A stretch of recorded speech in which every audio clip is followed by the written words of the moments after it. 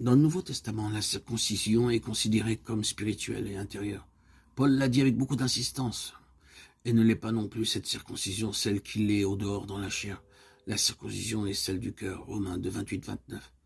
Nous sommes la circoncision, nous qui rendons culte par l'Esprit de Dieu, Philippiens 3, 3. C'est une chose spirituelle, une chose intérieure.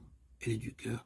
Et cela signifie simplement que dans la croix du Seigneur Jésus, la vie naturelle et le raisonnement de la vie naturelle ou de la vie du moi, la volonté de la vie du moi, le désir de la vie du moi ont été retranchés par la croix.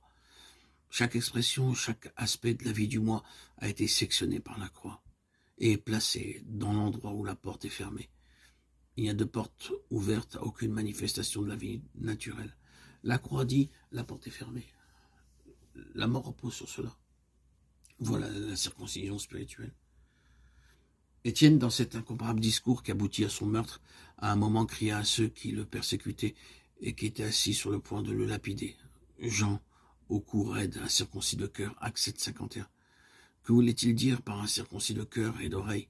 Il voulait seulement dire ceci, qu'ils étaient uniquement enclins et disposés d'avoir ce qu'ils désiraient, rien de plus. Le préjugé est une marque sûre d'un cœur incirconcis. Le fanatisme religieux également est tout ce que vous pouvez trouver qui constitue la situation qui a conduit Étienne à sa mort, est une marque d'un cœur incirconcis. C'est la pensée, il y a encore le raisonnement et l'argumentation du moi de la vie naturelle. Il y a encore le désir et le sentiment du moi s'imposant de lui-même.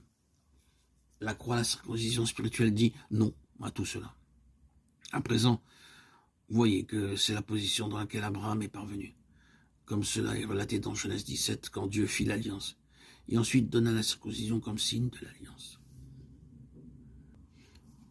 En passant au chapitre 22 du livre de la Genèse, nous trouvons le test suprême d'Abraham de cette entière situation. Prends maintenant ton fils, ton unique fils, celui que tu aimes, Isaac, même, va au pays de Moria et offre-le. Désormais, dans ce signe de l'alliance, Abraham avait adopté la position selon laquelle tout devait passer par la mort à soi, ainsi que tous les aspects du moi. C'était dans l'alliance et c'était la signification du signe. La mort à tous les mouvements et toutes les activités, toutes les énergies de la vie naturelle ou de la vie du moi. Il était devenu une partie de cette alliance, car une alliance doit toujours avoir deux parties. Dieu en était une et Abraham était l'autre.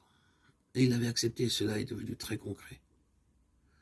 Maintenant, l'épreuve d'Abraham survint et Isaac fut le test de cette position qu'il avait prise. Ce fut ceci. Dieu avait institué une alliance, et l'alliance était que sa postérité devait être comme le sable et comme les étoiles. Dieu multiplierait sa postérité infiniment.